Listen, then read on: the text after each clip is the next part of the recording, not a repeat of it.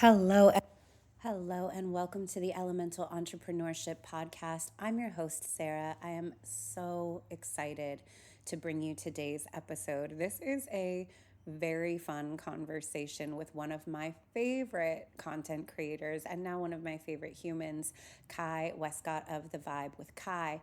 But before we get into this episode, there's something that's been on my mind recently, and it is that parasocial relationships are weird. And I feel like a lot of my communication is one way. So I share a lot with you. You know a lot about me and a lot about my business. I don't know very much about you unless you tell me. So I would like to get to know you more. I've been reaching out to my email list. I've been sharing this on my social platforms that I'm still active with. I want more two-way communication. I want a clearer idea of who's listening to this show. What are you listening to it for? What do you get out of it? What's going on for you? What's going on in your business? What do you need help with? What do you love? What do you hate? How can I create things that are really valuable for you? And the best way for me to do that is by asking you and you telling me versus me guessing. So to that end, I decided to offer something brand new, which is a free 20-minute business audit. And this is not a sales call. It is literally a 20-minute peek under the hood of your business. And the way that this works is that you will book a call with me. When you book that call, you're going to fill out a form that's going to give me a lot of information about you, what's going on with you, about your business and what's going on with your business. You're going to send me your website, your social media, anything that you want me to take a look at that's forward facing. And then based on the things that you tell me and the things that you share with me, I'm going to create a pretty comprehensive business audit for you. I'm going to tell you what I see that might be able to help you with some of the challenges that you're facing. And I'm going to share that information with you in a 20-minute free Zoom call. If after that you want to have more information about ways that we can work together, we could set up a separate time to talk about that, but we're not going to talk about it during your business audit. We're just going to be focused on you. The people who have already booked them have written in the form that even if nothing else happened in the business audit, they already got so much clarity just by filling out the form that they were already feeling more inspired, more clear on what they needed and wanted to do in their business. And that made me feel really excited to continue to share and offer these. I don't know how long I'll be offering them. So if this sounds like something you're interested in, I'm going to put the link in the show notes. I would love for you to take advantage of them. If we've never communicated before, this is really exciting for me to have this opportunity to get to know who's out there a little bit more. Everyone, I don't want everyone to be a number, but that's what happens. All I can see is the podcast charts telling me how many people listen every week, but not who. I know what countries people are in, but I don't know who. I don't know what you guys do.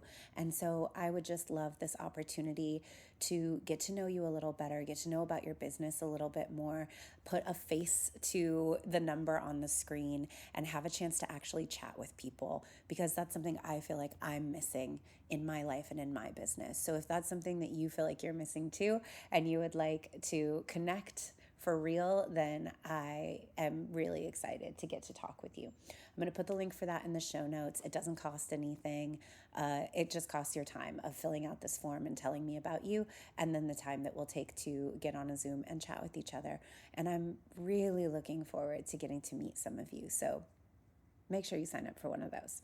All right, without further ado, we're going to get into a ride of an ADHD-addled, hilarious conversation with me and Westcott of The Vibe with Ky. Enjoy.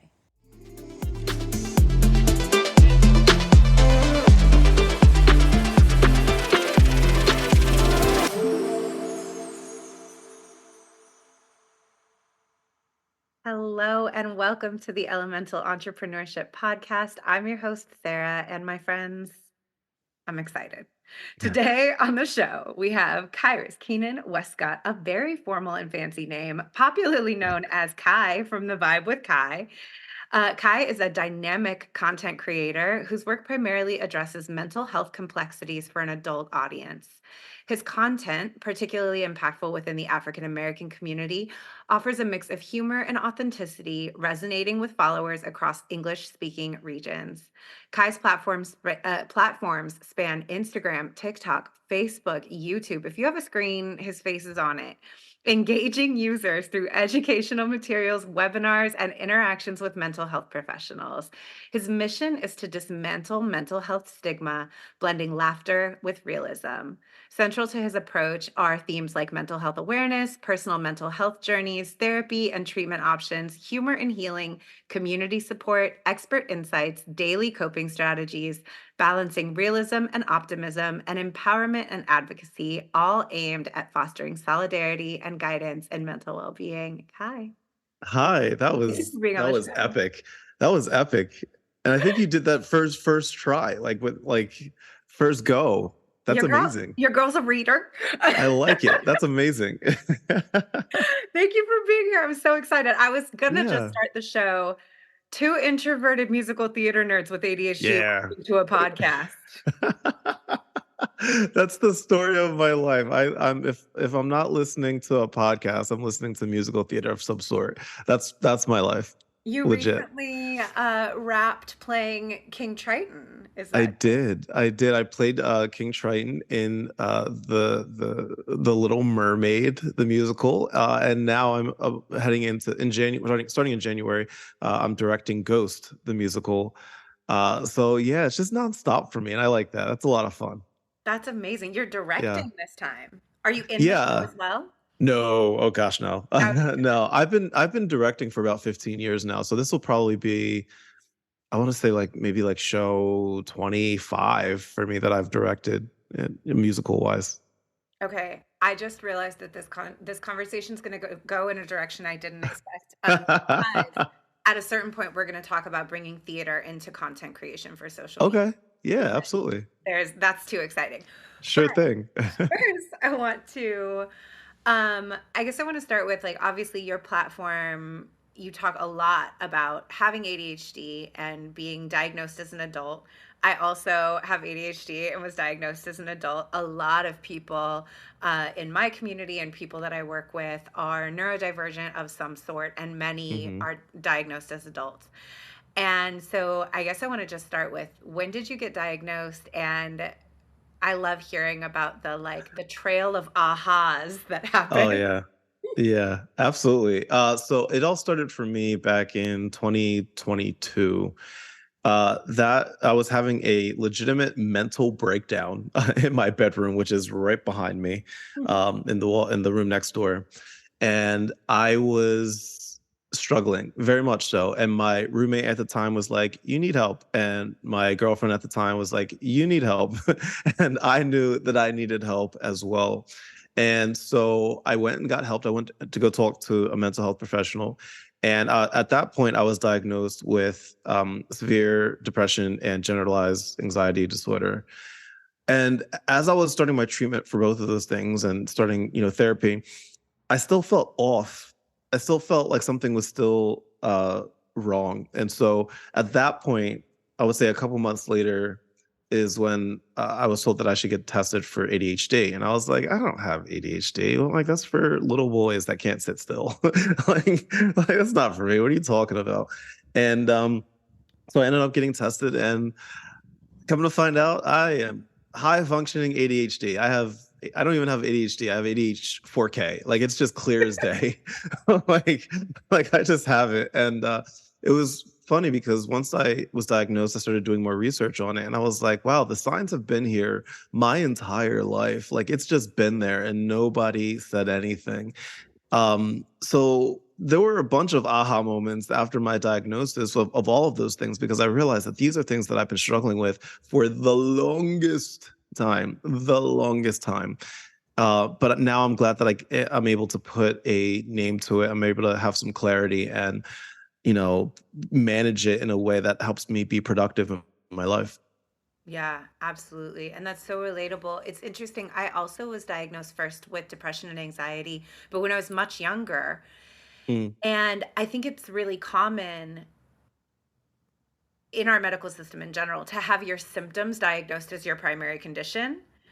And so when I started learning that depression and anxiety were symptoms of ADHD, Yeah. I was like, well, there you go. Well, that makes Yeah, sense. that explains my life. That Yeah. explains everything. Yeah. Aha.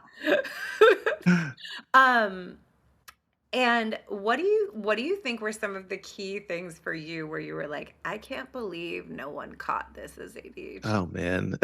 I used to beat myself up all the time because I used to think that I wasn't working hard enough, that I was lazy, that I just didn't have that drive in me. Come to find out, my executive dysfunction was holding me down. I wasn't able to like to manage my executive function at all my entire life. So I wasn't able to push the start button on anything, and it wasn't a matter of me being lazy or being a person that didn't have drive. It's just there was a literal chemical issue in my brain that was preventing me from pushing the start button. So that's one. Time blindness is a huge thing for me. So I used to think that I was just dumb because I was just always keeping track of time. I was always late to things. And come to find out, time blindness is a thing that some people with ADHD have to deal with. So it was like little things like that, things that I was struggling with my entire life, that I realized these have to do with little chemical things happening inside of my brain that explains all of these things that I've been struggling with my entire life. And so once I was able to put a finger on top of all of that, I was like, oh man, I feel like I know what direction I'm supposed to be going right now. It's a good feeling. I am so glad you said that, because I found it such a relief. And I've seen memes that say things like there's the whenever you start feel like you land first on a neurodivergent side of the internet, and you're like, why am I getting this content? Because they know us Yeah. better than we do. And then you're like, Yes. oh, could I? Maybe. And then you're like, no, I don't. And then you're like, maybe I do. And then you get assessed, and you're Yeah. like, I do. And then you're like, am I just being a whiny bitch? There's no way this is real. This can't be real. This is still just an excuse. And then you're like, oh wait, I'm neurodivergent as fuck. Like it's like Yeah, full part. and that's And one of the then it's beautiful things about social relieving. media. Uh-huh.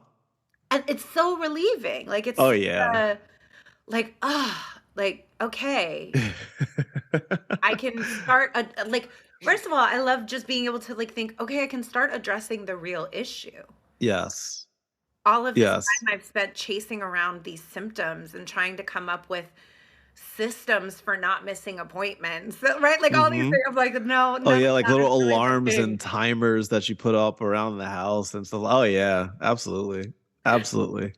Yeah, I definitely, when I was getting assessed, they were like, "Do you have Uh-huh. trouble, like, keeping appointments?" And I was like, Oh "No, my god. before you see, I have a system." You And my see, I system have is that I have a digital calendar and a paper calendar, and I have alarms on my phone. Now, if any Yeah. one of those systems fail, then yes, I will miss the appointment, but I'm great. And they were like, "Yeah, that's not." Yeah, that's not when you have to set up contraptions like you're Kevin in Home Alone in order for you to make it to an event on time. That's probably something that you should probably look into. Like that was me. I was I like, didn't know that well, wasn't normal. everybody doesn't do this. Oh, okay. All right. You don't Well, have an elaborate system to remember to put on socks? Like, why that's not? not everybody. It's just us neuro spicy people. Interesting. Okay. All Yeah, right. got it. So you get diagnosed, you feel relieved. At what point was the next stage like, I'm gonna open up my phone and talk to the whole world about it? Well, luckily for me, I was kind of already doing that because in 2018, I ruptured my Achilles, which is one of the worst things you can do to your foot. And I started a blog to document how I was feeling and my physical recovery from that. And it was called Good Vibes with Kai.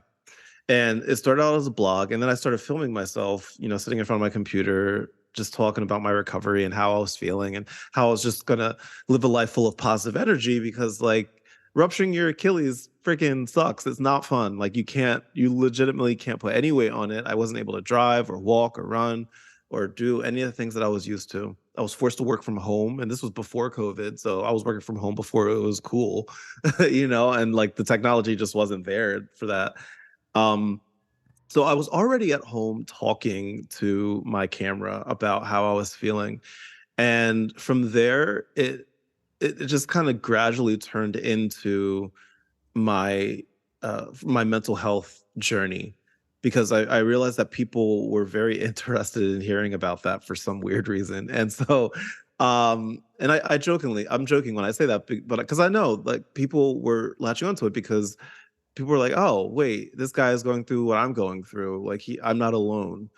There's other people that are dealing with the things that I have to deal with every day. So to be able to talk about that and help people feel validated and not alone is a really cool feeling. So, yeah, in regards to picking up my phone and talking to it, yeah, I had already been bitten by that bug for a while before my diagnosis. So I just kind of easily slipped into that. That was no problem.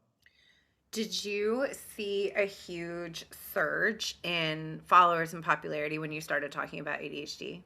Absolutely not. Mm. Absolutely not. It started honestly, my f- uh, my research honestly started in 2020 on TikTok, right? Well, like most people's surges kind of happened. But at the time I was just being silly. Like it was just really dumb stuff that I was talking about on TikTok. And then from there, I started documenting me watching Gilmore Girls because I had never seen it. And like, I'm not, for those of you that can't see me right now, I'm a 36-year-old Black man. I'm not the demographic for Gilmore Girls at all.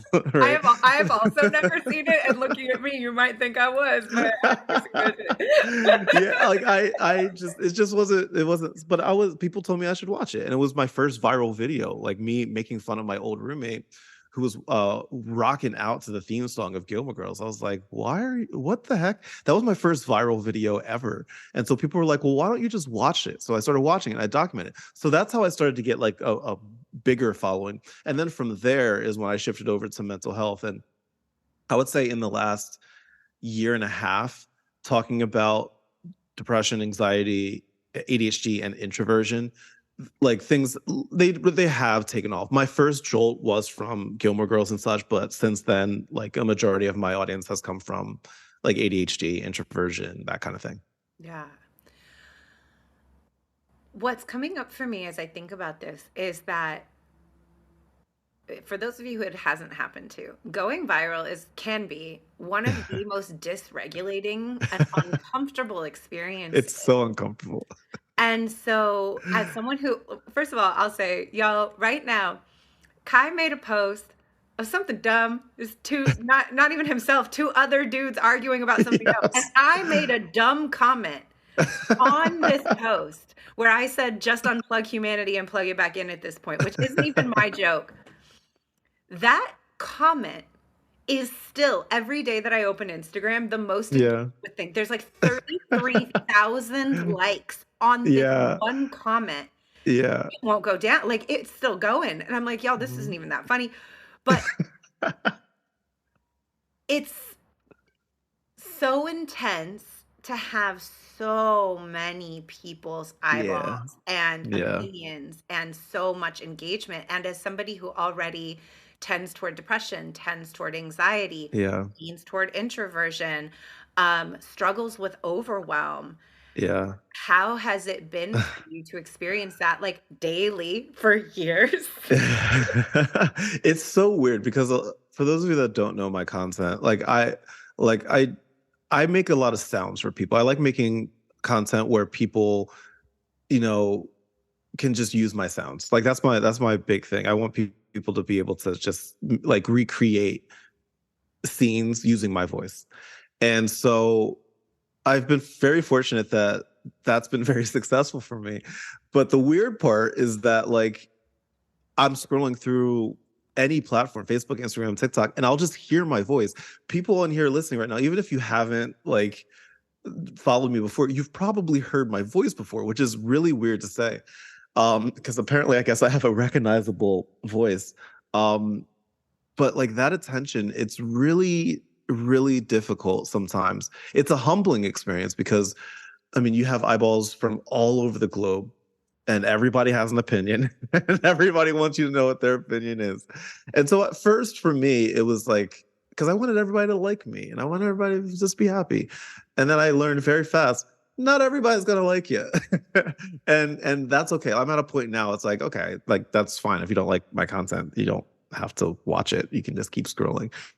But it is a lot of attention. And I did struggle with it at first, like any kind of viral video, because people can be very mean sometimes. It's not often, but people can be very mean because I talk openly about my mental health, and so people can be mean. 98% of the people out there are incredibly sweet, incredibly nice, incredibly supportive and validating. But there's always that 2% that just have an agenda, that just want to tear you down sometimes. That can be tough. On the other end, there's also sometimes I feel like a certain pressure because mental health is such a personal thing and journey that people go through.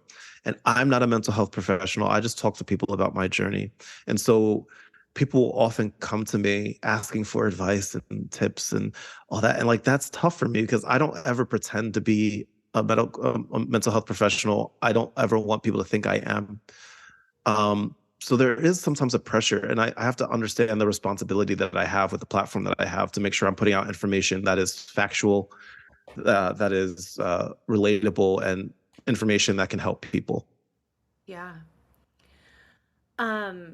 Has it ever been hard for you to get negative comments, negative feedback? Do you engage a lot in the comments? Yeah, I used to. I used to engage in the negative side, but now I just ignore it. There's nothing that like that and people that leave negative comments and stuff like that. There's nothing that they hate more than not getting attention. They hate it, especially if they see I comment on everything else except for that.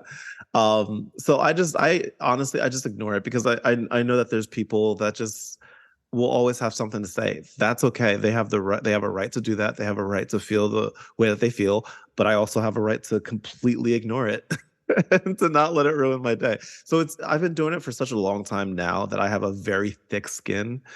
But I always tell like new people to the social media world that make content, like you gotta be ready. If you put yourself out there, people are gonna say anything they want, both good and bad. You gotta be ready for that, and you can't take it personal. You just gotta keep pushing forward. Remember what your goal is, and focus on that, not on the negative side.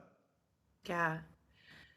I'm just going to share this because it's Hmm. interesting and anyone who's listening might be interested in it. I don't think I've ever talked about this before, but I had a coaching client in a life coaching program once who Uh-huh.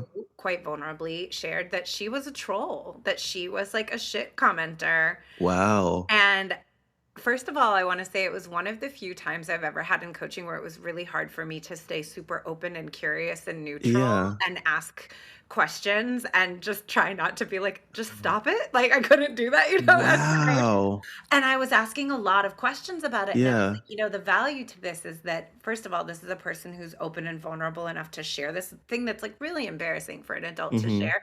Um, Yeah. and to get some insight. And really it was like she was so profoundly lonely, Mm. and she knew that when she made antagonistic comments that made people angry, she got so many more responses Hmm. and she got so much more engagement. And when I would talk to her about like, what if you took that same amount of time every day and went and Hmm. made 10 positive comments on people's posts, she was like, when I used to do that, like nobody answered me. And when I started being nasty, like people started answering me, Yeah. and I get this rush, and like it doesn't feel good, but it feels like something. And it was Yeah. sad, but also very insightful to hear. And so now when I do encounter like negative comments and people who are mean, like it does help me to be like, oh, this is a person who's probably profoundly lonely and has learned that being nasty online, right? Even if like all your followers jump in and defend you, that person still got 50 comments today. Hmm. Yeah. Yeah. I just interviewed somebody, my friend Andrea Santiago. She is from Chicago and a licensed therapist, and we were talking about the connection between social media and mental health. And one of the things that we were talking about is how you get a high off of that attention that people give you, right? And so whenever people get attention from just being an ass, right? What they need to understand is that that's a very fickle thing and response that you're getting. And so, yeah, you might be getting the attention now, but in the long run, it's not going to do you any good. Now, on the other side, yeah, you may not get as much attention from posting a positive comment, but you need to understand that that positive comment is actually helping people. So people may not respond in droves, but it only takes one person for you to help and to make their day better, for it to be worth it. That's all it takes. You don't have to lead a life of negativity, because if you lead a life of negativity, negativity will follow you everywhere you go, and you're going to make that your life. And negative people are very fickle. And if you want to surround yourself with negative people, that's on you, but you're not going to get anywhere in life. Hey, entrepreneur, I don't care what stage of business you're in. If you're doing it alone, you're doing it wrong. We need people. We need people in our corner. We need outside eyes. We need someone to go to. We need that in case of emergency break glass person that we can call when we're stuck or frustrated or overwhelmed, when we aren't sure what move to make, or when we just want to celebrate our accomplishments. We need the right people on our team. No one who has ever built a big, successful business does it alone. You should not be trying to do it all alone. You need people in your corner, because owning and running a business might be one of the hardest things you ever do.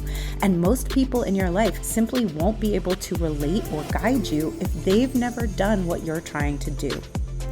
Ideally, I'd like to see you in one-on-one coaching so that I can really be a partner to you behind the scenes in the day-to-day of your business and walk alongside you through every season, every stage, even into the nitty-gritty details.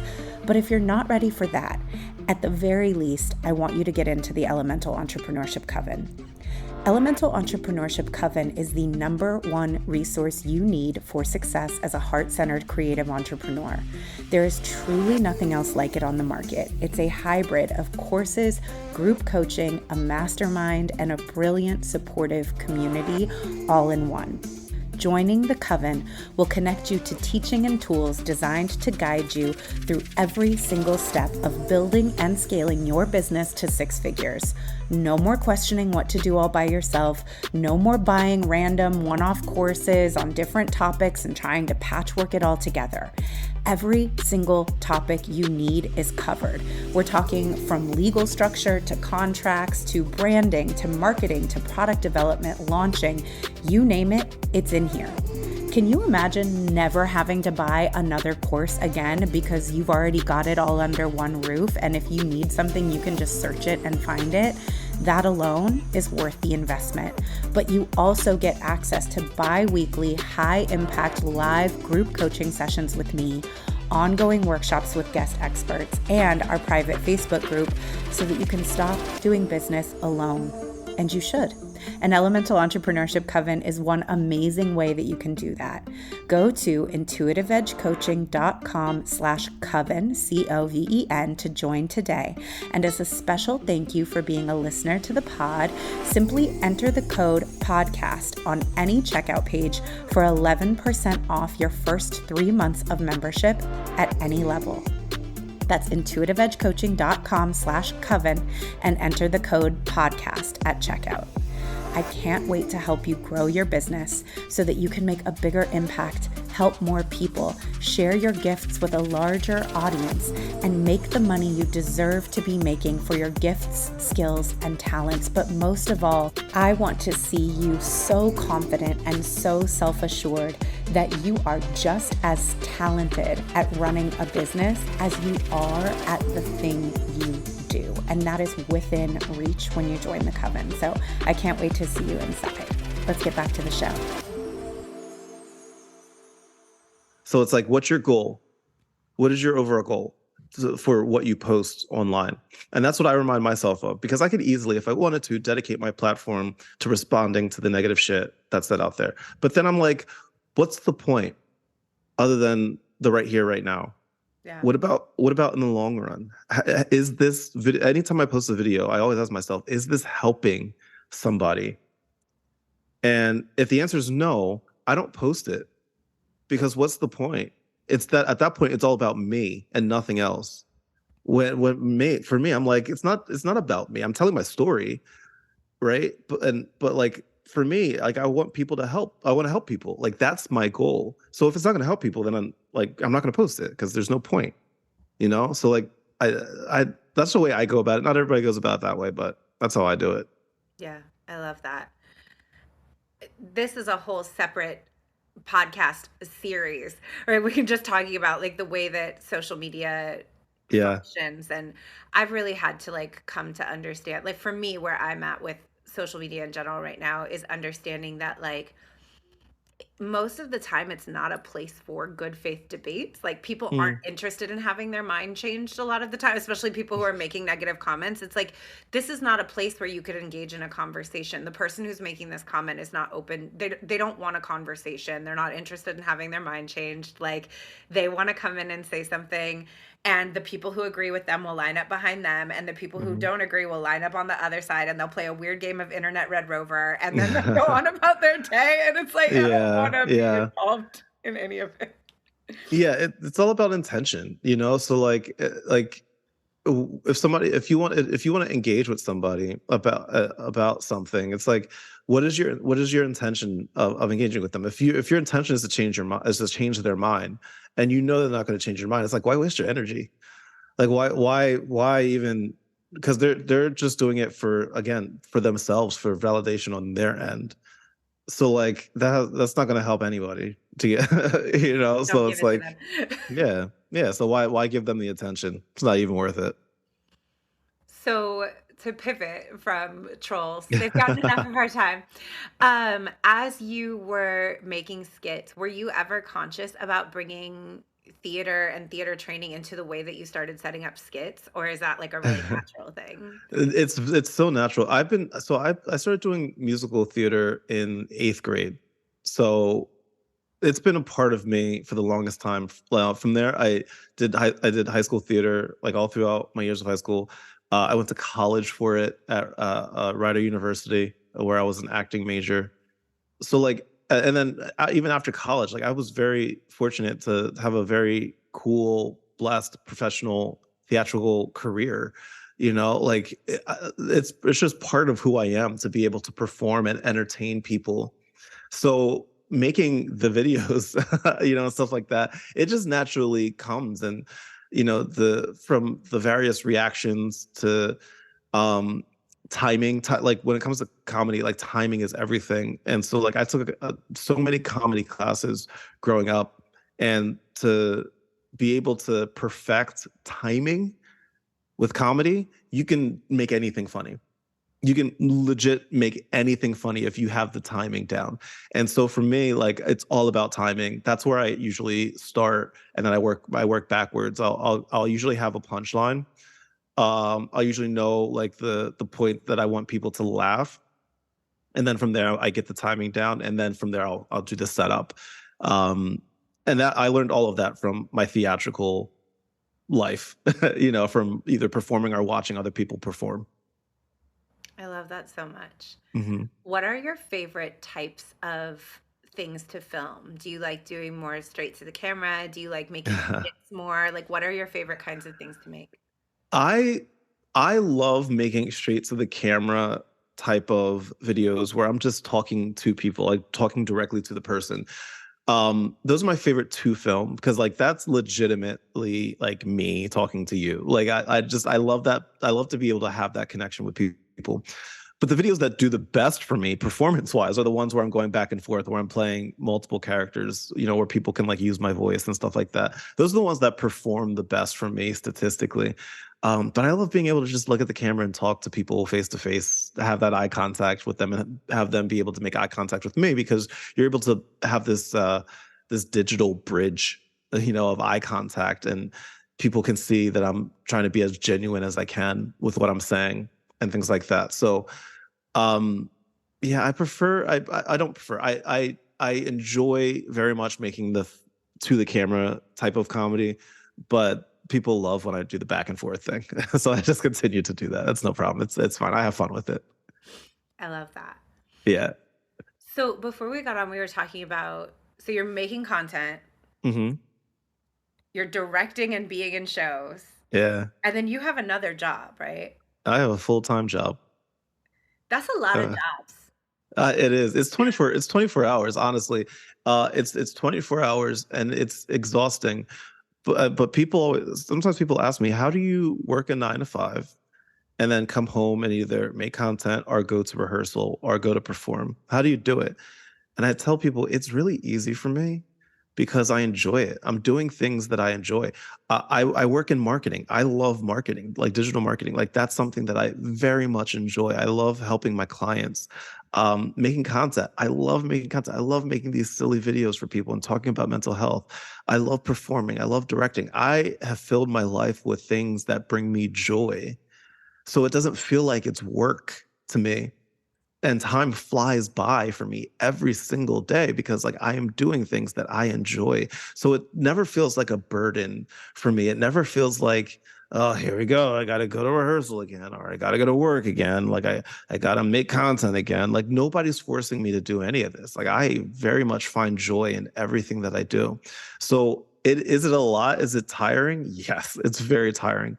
But like what keeps me going is the fact that I enjoy it. I enjoy seeing people smile. I enjoy the role that I can play in people's lives to make their day a little bit better. However I can, I enjoy bringing business to my clients to make their day a little bit better. Like that brings me joy. So it doesn't feel like jobs to me. It's just what I do.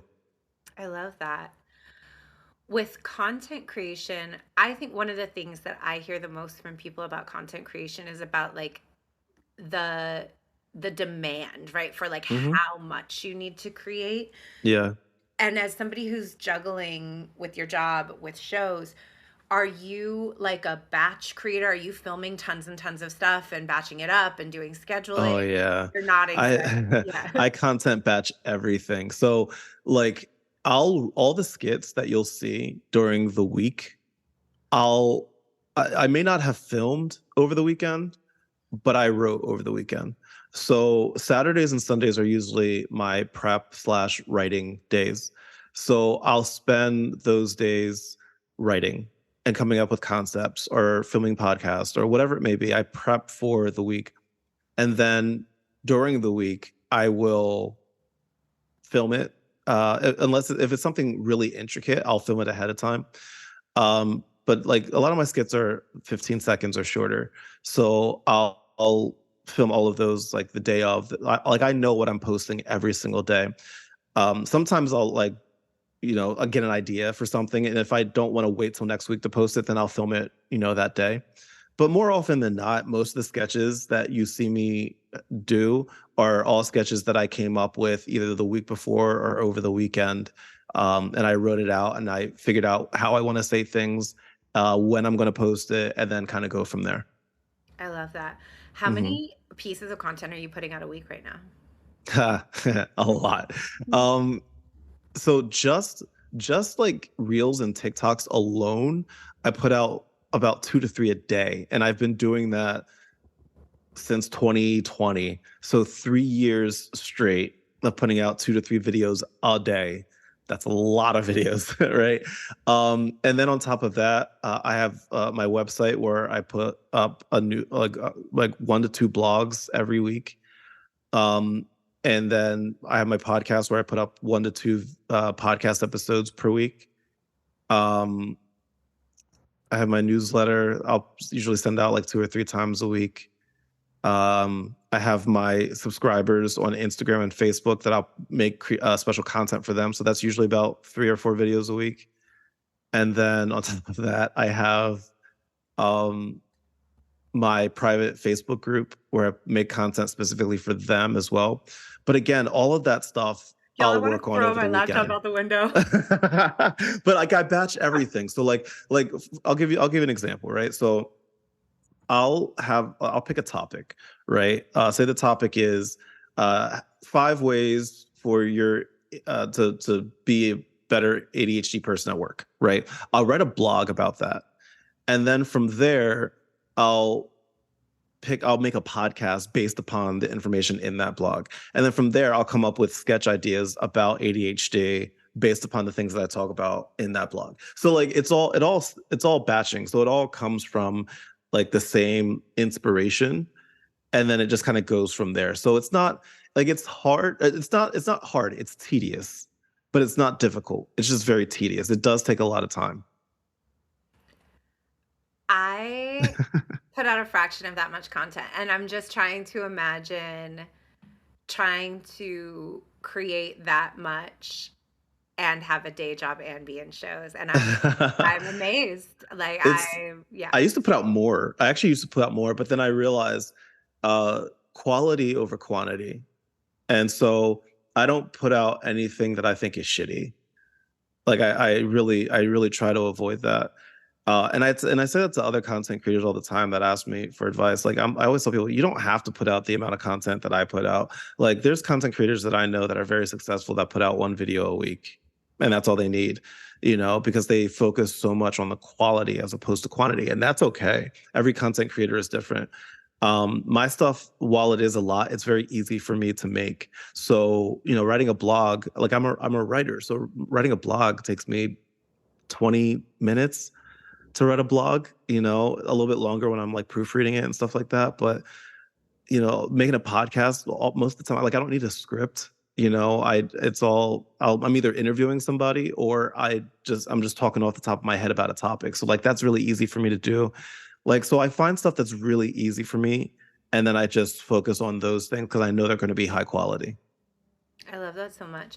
And are you're it's just you don't have a team, you're doing this all by yourself? It's me and my two cats, Hamilton and Burr. Love it. I would Yeah. also guess that they're not super helpful. Like they're not scheduling No, posts for you. no. And they live with me. They don't pay any rent. They haven't paid rent in 2 years. They don't make food when I get home. They don't make food. Like they poop in a box. They're no help. No Yeah. help. No, not at all. It's ridiculous. I do think, though, as a fellow cat owner, that Uh-huh. the ways that they help are that they are excellent modelers of boundaries Oh yeah. and that they are constantly teaching us about being in the moment and pleasure, Yes.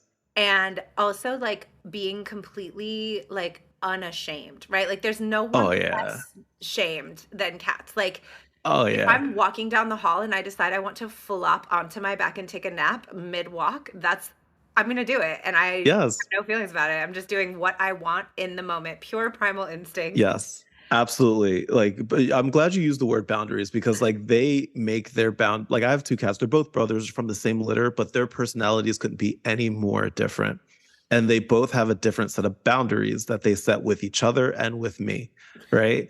And they even understand my boundaries now. Like they understand and all that. And I'm glad you used the word boundaries. I'm literally reading a book right now called The Boundary Revolution by my friend Judy Hu, which talks all about boundaries, and setting it for people, and to your point, not being ashamed to set those boundaries. It's just like like boundaries for yourself, for your friends, your family, your coworkers, whatever it may be. Just like set it and then have people make sure people respect it, including yourself, for you, Yeah. It's boundaries also, and like a complete unshaming around needs. Oh Right. yeah. Like we Yeah. also know their Mhm. personalities, which I always find so fascinating. Like all cat owners know. Like I know that Rosie, my cats are named Rosencrantz and Guildenstern, by the way. Amazing. So Amazing.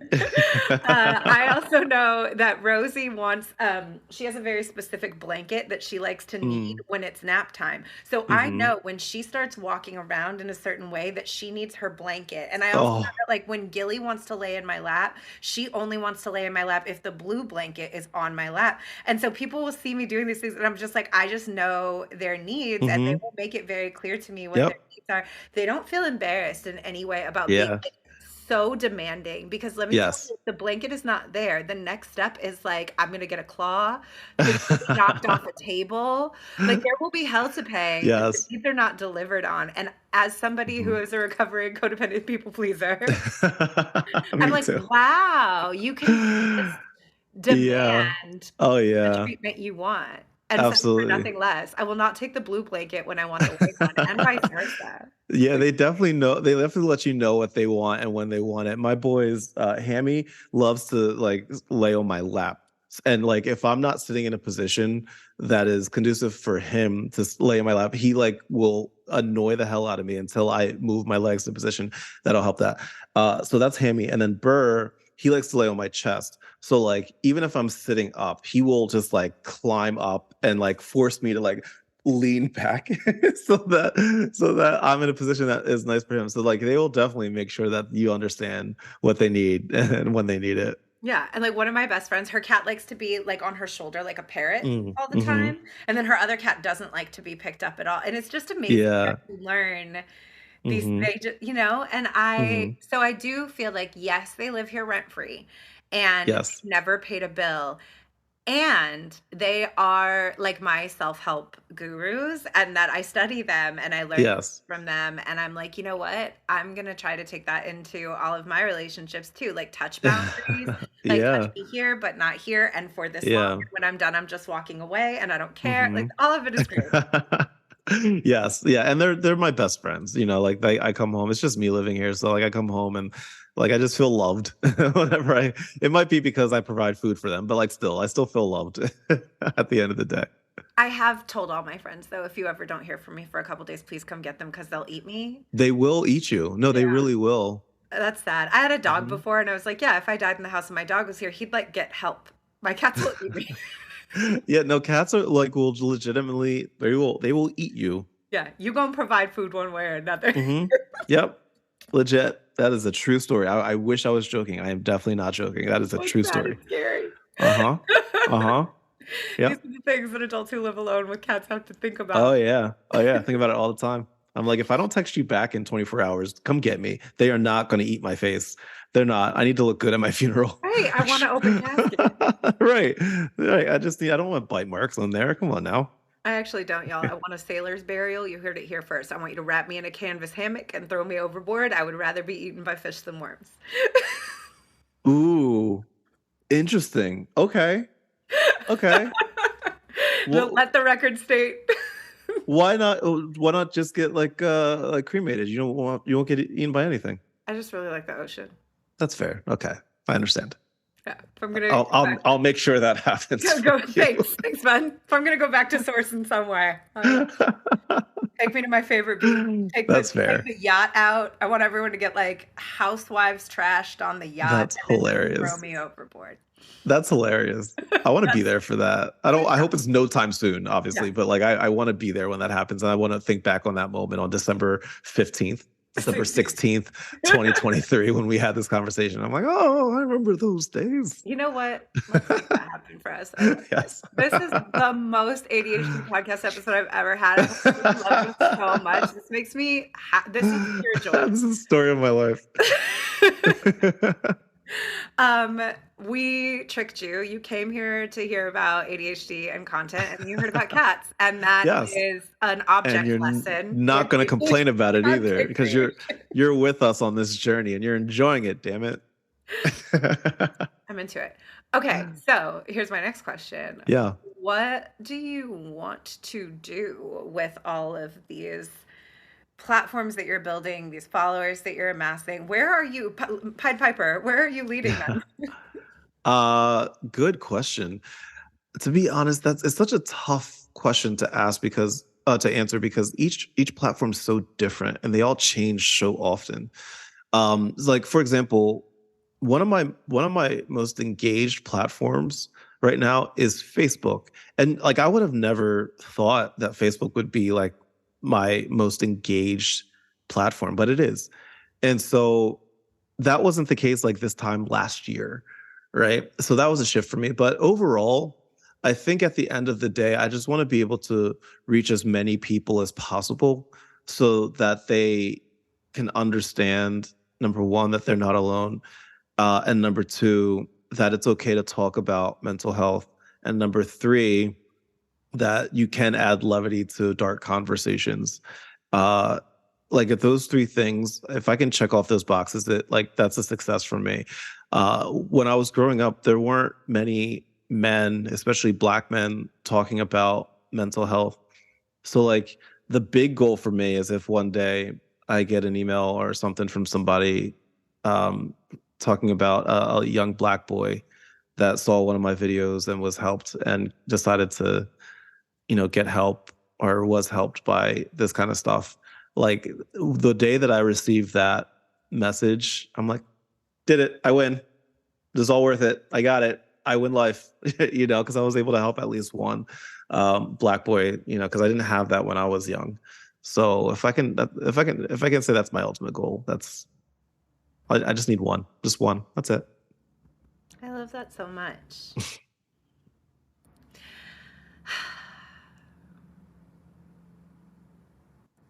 If you had the option to go like between commercials, podcast sponsorships, paid content, to like go full time in content creation and leave your job, would you? No, absolutely Ooh. not. No, never. Never, never, never. Social media, I content creation, I love it to death. I will always dabble in it and all of that. I will never, ever, ever make content creation my full-time job. It is too fickle, and it can go, like, I mean, anything can go away at the snap of fingers, but like it can really go away at the snap of a couple fingers, and you can't do shit about it.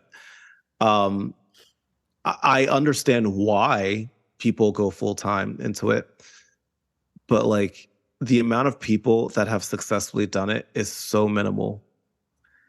I have big ambitions outside of content creation that require me to have like that steady income. Um, Plus, I also enjoy marketing too much to leave it. Like it's just a different creative outlet that I get. So the only way that I would ever go into content creation full time is if I was content creating for like as like a job for a company. Like that was like I was like their hired person. Like I was like, like Flo from Progressive or something, like I was their spokesperson, I could see you doing or that. Jake from State Farm, like that. Like if I was like one of Not all those kind safe. of You're not things, trying to I'll be in do good that. hands. Yeah, like I'll do that, but like just on my own, no. But like I get why people do it and I get how people do it because there is money in content creation. But no, I would never. Absolutely not. Mm-mm. That's It's too fascinating. scary. It's just great. I think that's really important for people to hear because especially Yeah. like, for this audience, so many of the people that I'm working with are entrepreneurs who Mm. are a lot of them are, I would call them reluctant content creators, right? Like Mm. they're making content honestly because they want to funnel people into Sure. their paid service. And Yeah. so they are going into learning, first of all, learning marketing and learning content creation and trying to build these platforms Mhm. with the goal of converting some of those followers into customers for their business. Which, first of Mhm. all, like I just want to say for anyone listening who maybe hasn't heard this before, those are very separate aims. Growing Yes. growing a platform for the sake of growing a platform and being an influencer, being a content creator with no other goal is not the same gig as growing a platform with the goal of converting people into your paid offers. And if Facts. you're confused about that, join the Elemental Entrepreneurship Covenant on. But I Yeah, see a lot yeah. of people, mm, first of all, like a lot of business owners would love to have that size of platform because they Mhm. feel like it would help their business. Mhm. And so they are following models set forth by people who are building content creation platforms that or influencer platforms that Yeah. don't convert back to business. And they're just such different pathways. Yeah. And such different goals for content. And so I think it's really important for people to hear A, that you could decide to pursue content creation because you enjoy it, not because you're Mhm. looking to monetize it. And Mhm. also that you can have tens of thousands, hundreds of thousands of subscribers and followers and not be making money off of that. And there Mhm. are a lot of people who have built huge platforms and then try to monetize and it doesn't work for them, Mhm. whether that's dropping a product or they're trying to monetize on the platform. And like Yeah. we've seen, models or whatever, you have a million followers, you try to put out a lip gloss line and no one buys it. Like that's not what Yeah. they follow you for. Yeah. Yeah. Yeah, it's tough. It's really, really tough because like I don't want people to think that like, you can't go into content creation, or you shouldn't, because I will never tell anybody like what to do or how to do it. I can only talk about things from my experience and things that I've had to deal with. Monetizing on social media or content platforms in general is very, very difficult.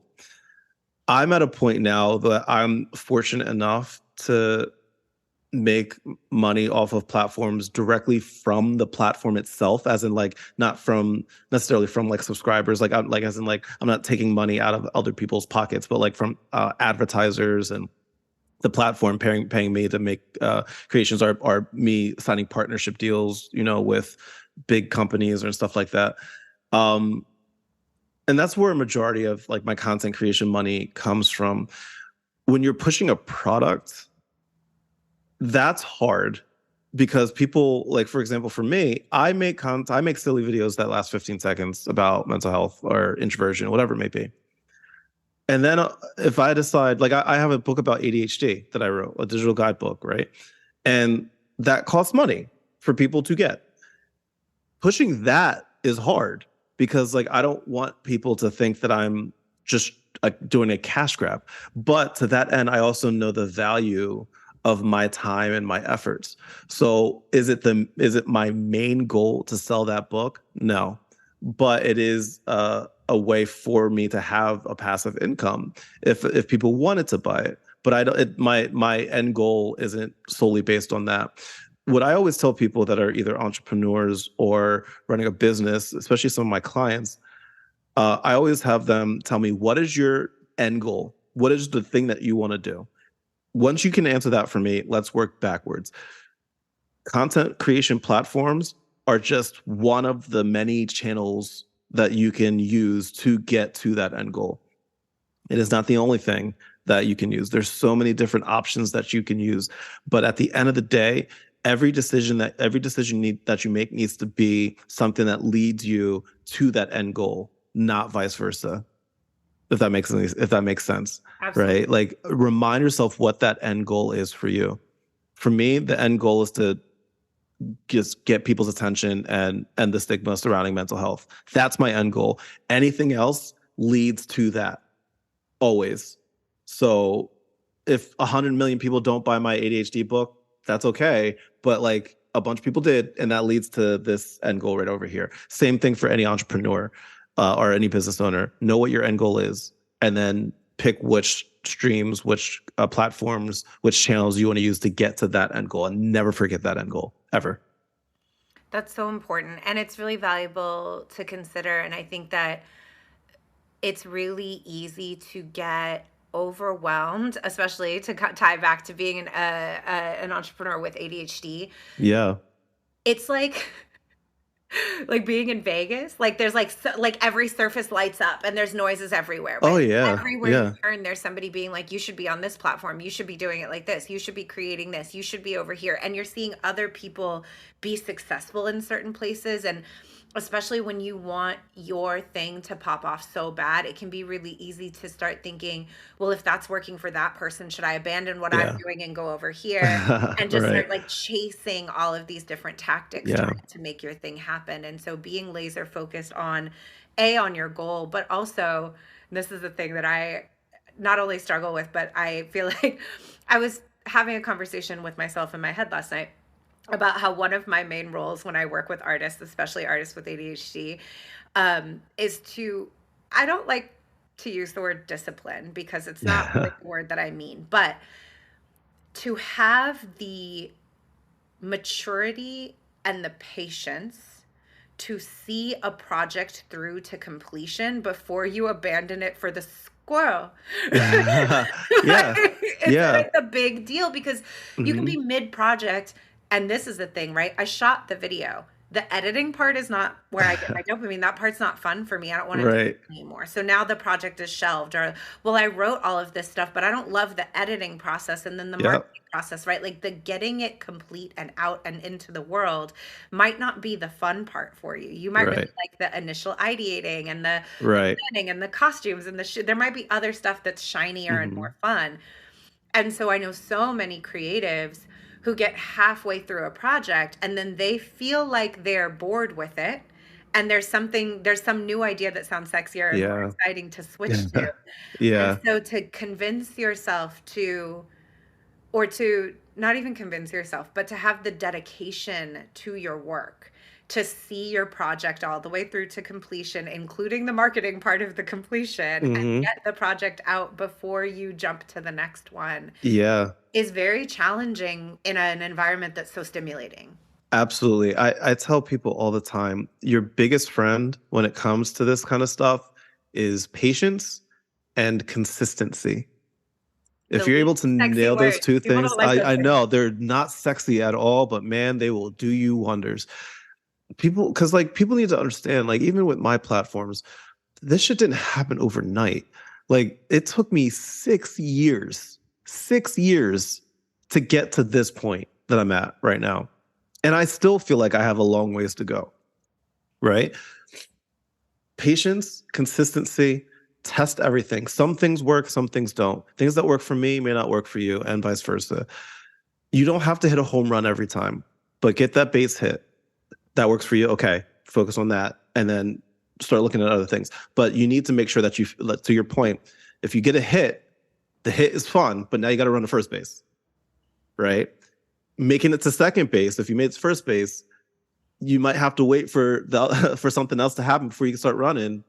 So that's boring. But like with patience, you're gonna make it to second base, and that's exciting.